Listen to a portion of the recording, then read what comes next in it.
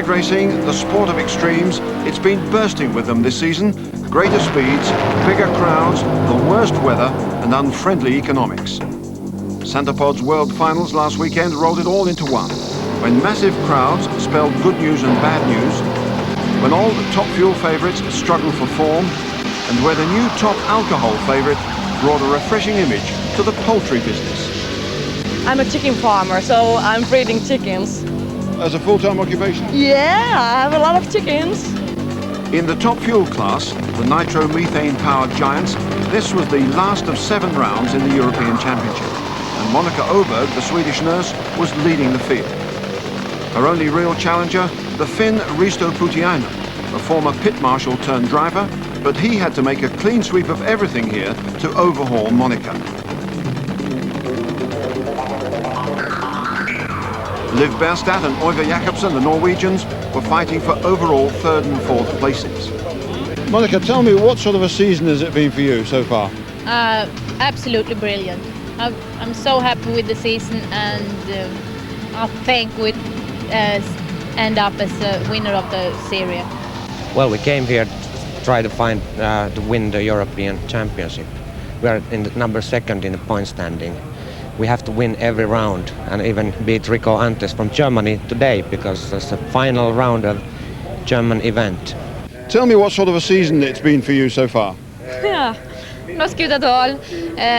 Almost every races we have smoked tires, but before the races in Hockenheim we changed clutch, and after that the car seems very well. If we get a few good sponsors for next year, we'll be out. But if we don't get sponsors, we can't do it anymore, because the 2 first seasons, last season and this season, we have paid everything ourselves, and I'm almost bankrupt now. So. Risto Putianen's first task then to win the restaged Hockenheimer final, which had been rained off. He's in the lane nearest the camera against the German newcomer to top fuel, Rico Antes. Finland versus Germany. The Finn must win to stand a chance of the European title.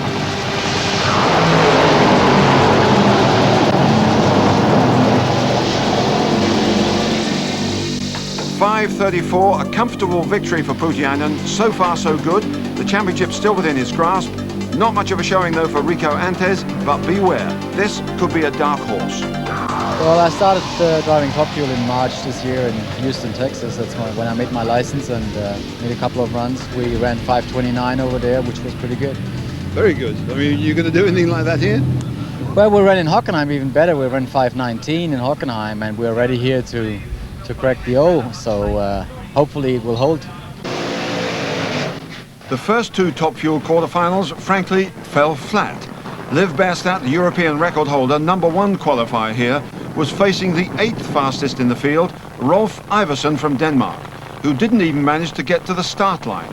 Fuel problems meant he had to be wheeled away, eliminated before he'd even started. So Liv Berstad given a by-run through, but even that was a problem for her. Her safety harness had come undone. She could only cruise through. A full run would have been impossible. She was lucky that she was in the next round. Next up, Risto Putiainen, the flying Finn who's going for broke here and must win everything. He was 2nd fastest in qualifying. His opponent, Vivica Avestad, the former Swedish bodybuilding champion, her first season in top fuel drag racing, and she's blown 3 engines this season already. Putiainen the favourite, and something always happens to Vivica, and it happened here. Away too soon, she pulls a red light and smokes her tyres into the bargain. So this time it's Risto who's lucky. He cruises through at half pace, leaving Vivica stranded. What happened that I saw that she took a red light. So I got a tires shake. So I just sort of shut off because I knew I'm winning. So you didn't have any problems yourself? No, not at all. Well, we're pitting here, Norwegian against Sweden, and it's the purple car of the Norwegian lady, Eva Jakobsen, doing very well this weekend indeed. Ran the number 4 qualifier with a 5:51. Her opponent A man who this weekend has stepped into somebody else's car. This is Kenta Persson from Sweden, driving for Pelle Lindelöf. Pelle, the normal driver and the owner of the car, has injured his back this weekend. He's a total cripple. He's bent over double and just cannot get into the car. So he didn't have to ask Kenta twice. Yes, please, I would love to drive your car. He jumped in it and ran an engine braking 5:58. Now, since he put in that qualifier, they've had to buy a new engine. They wrecked the engine totally. They've had to buy a new engine, rebuild it, put it in the car, and here they are for the first round. Norwegian nearest the camera. Sweden furthest away. And it looks a good run for both cars, but it's going to be Kenta Persson all the way through. Kenta Persson, and loads of smoke out of Oivar Jakobsen's car. But it's Kenta who takes the win with a 5:41. So the new top fuel car of German race promoter Rico Antes being brought back across the start line. This very outward-going young man who puts on drag racing events in his home country, hails from Frankfurt, and has already indicated that he might like to be the first European into the 4-second bracket. His opponent in this first round, the ever-popular Monica Öberg from Sweden, the lady who we saw take the winner's laurels here at the main event in May. These two cars really loaded to go for it here. The favourite, of course, Monica Öberg, but the unknown entity, Rico Antes, he's run down into the low line, there's the green, and it's Monica that goes up in smoke. Rico all the way through. It's Rico Antes who runs the quickest ever in Europe, 5.11. 266 miles per hour. Well, he was going for a 4. He said he was going to try and give us that, and my goodness, he's had a good shot at that. 5.11. Congratulations, Rico Antes. Rico, we've just been told that that's the fastest ever run in Europe, 5.11. Yes, I guess so. It felt good. It left the line hard, and I knew it was. I was on the right. I didn't know how fast it would go, but it for sure felt good. That's for sure. Very sad to see you go out like that. What was the problem? We went up in smoke, lost traction. So it was as simple as that. Yeah, I'm very disappointed, yeah. What does this must worry you with regard to the European Championship, because you've now got to wait and see what happens, haven't you? Yeah, nervous afternoon. Right, let's go! So a new European record set in top fuel, and some of the favourites gone already. Meanwhile, in top alcohol, the strongest field in the whole championship, they'd whittled it down to a 16-car field, with a lot expected of Steve Reed, the only British qualifier in the top 10, and Anita Michaela, the Finnish chicken farmer whose sudden emergence in top alcohol had really caught the imagination. The question a lot of people were asking Anita, why is a successful businesswoman like her doing this? Well, I have to tell you that my parents are wondering exactly the same thing. But basically, I got interested in American cars, and that's why I got involved with drag racing as well. And I started thinking, how would I feel to race, very fast? And then I bought a competition dragster first, and then I came up to alcohol dragsters. And what sort of a season have you had? 2 weekends ago, when we were here on Bank Holiday meeting, Summer Nationals, we won the whole meeting. And by so far we are #1 qualifier, but I know there are fast guys coming, and I'm afraid, well, let's see what's going to happen, but I'm afraid they don't say ladies first, although they are gentlemen. But Her opponent from Great Britain, Craig Lowes, the number 15 qualifier, who managed a 7.01 during qualifying, but severely damaged his engine.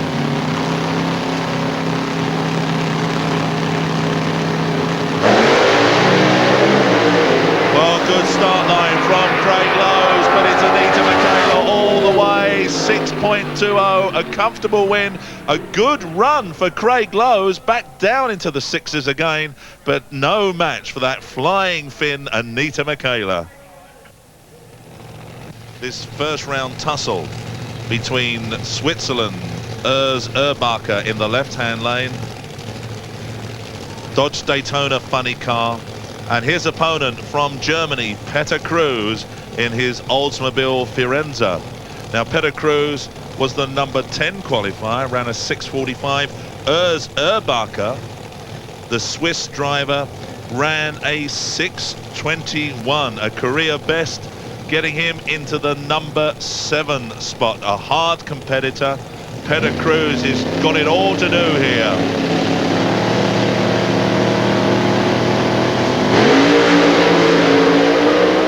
Peter Cruz looked to have the drop on Urs Erbacher at the start line. It could be anybody that go towards the top end. It is Peter Cruz. A huge upset there. He takes out the number 7 man and marches on into the next round. Urs Erbacher loses out. He was asleep on the start line and loses out with a 6:30. So you can see that it was Peter Cruz who just got those vital hundredths of a second on the start line. And all the way through, they were just running side by side. It was Peter Cruz. He had a slower ET, but he won that on the start line. This Centerpod meeting was the last major event of the drag racing season, and the biggest attendance here for 20 years. But the story behind that wasn't entirely good news.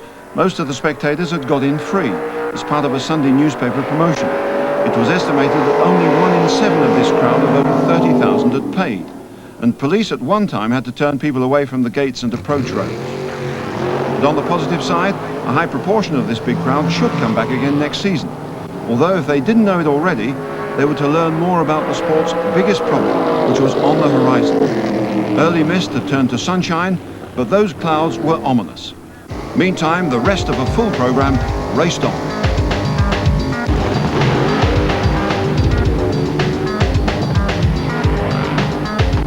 Robinson seems to be just out in front, but Dave Walton motors past at the top end. My goodness, that was close.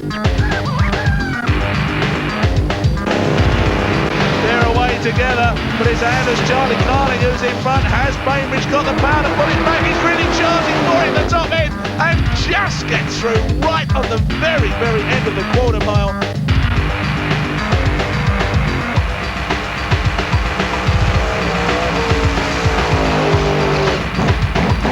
Against the Z extra car of Michael Feeney from Essex.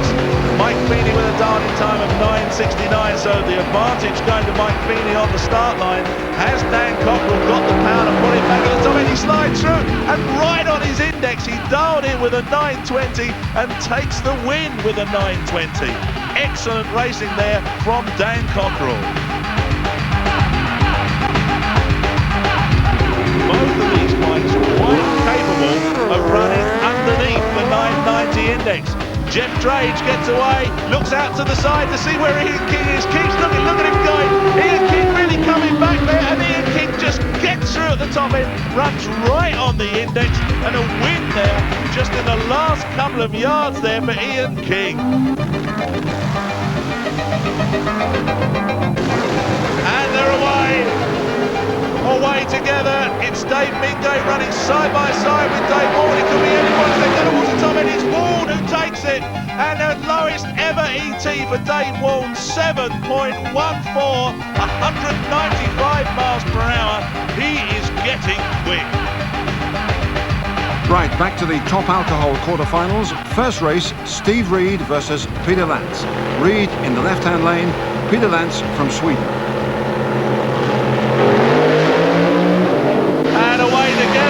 To come towards the halfway mark, Steve drives past Peter Lantz, 6.10, takes the win, shuts down Peter Lantz with a 6.23, but Steve Reed, the Briton, is through into the next round. A good win then for Steve Reed, despite a speed wobble. There were also quarter-final victories for Krista Johansson of Sweden and the championship leader Juha Leppänen of Finland, and there was certainly no holding Anita Michaela.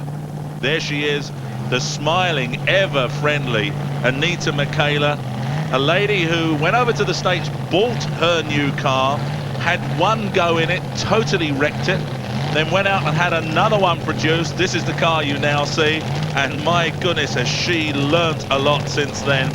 She was our number 2 qualifier here this weekend, ran a 6.03. Only Steve Reed from Great Britain was quicker with a 6.02. Well, she's up against Peter Cruz, who's run his personal best this weekend of 6.32 with the funny car.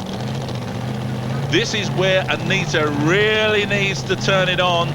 Petter is not going to hold back here. He knows he's up against it. He's going to be going for a good light away from the start line, and he's going to try and get that funny car up the strip as fast as he can in front of Anita. But it's Anita all the way. She's out in front right from the start line, heading up towards the top end. It's 6.00, just on the outside of a 5-second run. 6.00, 229 miles per hour. That lady was flying. I lost a bit traction at the end of the track, and so I was spinning up the tires, and it was going like this. And it makes me think what the time would have been in a case it would have gone straight. But that's the name of the game. You always think that what the time would be next time, and you'll try to always do it a bit better.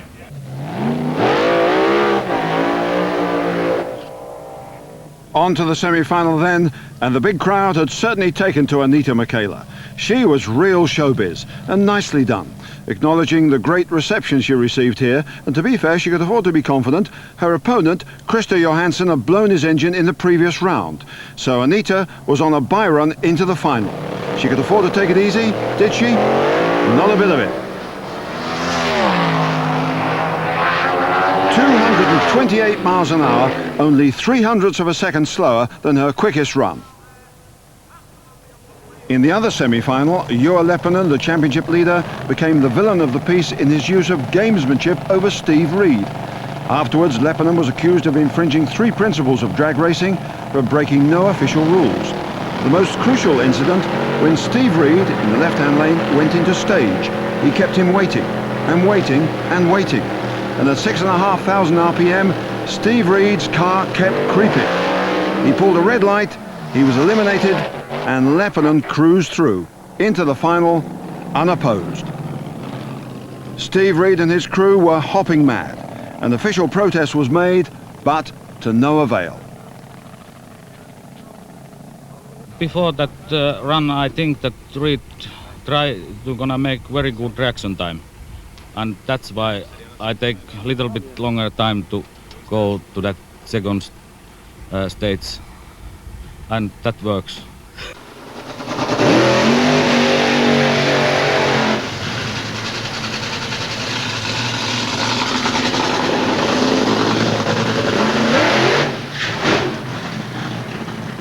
Well, our first 2 semi-finalists in Top Fuel hit the tarmac.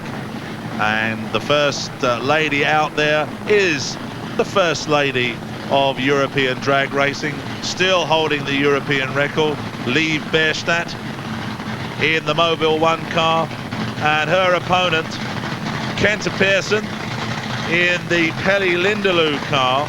It's Norway against Sweden. Now Liv can run her machine down into the low end of the 5-second bracket.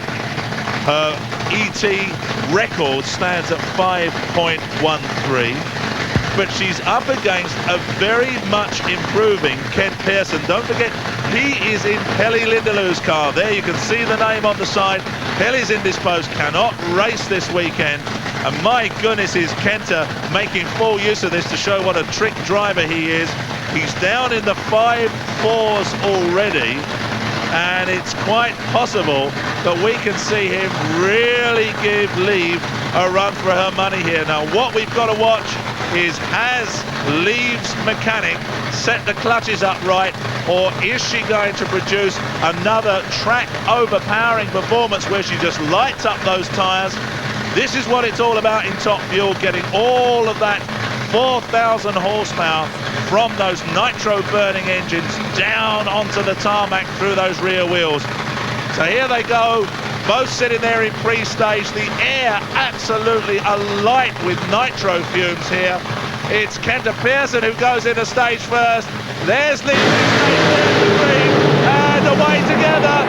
It's Kenta Pearson who's out in front. He just slides through at the top end. It's Kenta Pearson who shuts down the European record holder. Well, there's a huge surprise. Peli Lindelöf is the man that's ill. He's put somebody else in his car, and he's now seen his car go into the final with a run of 5.40.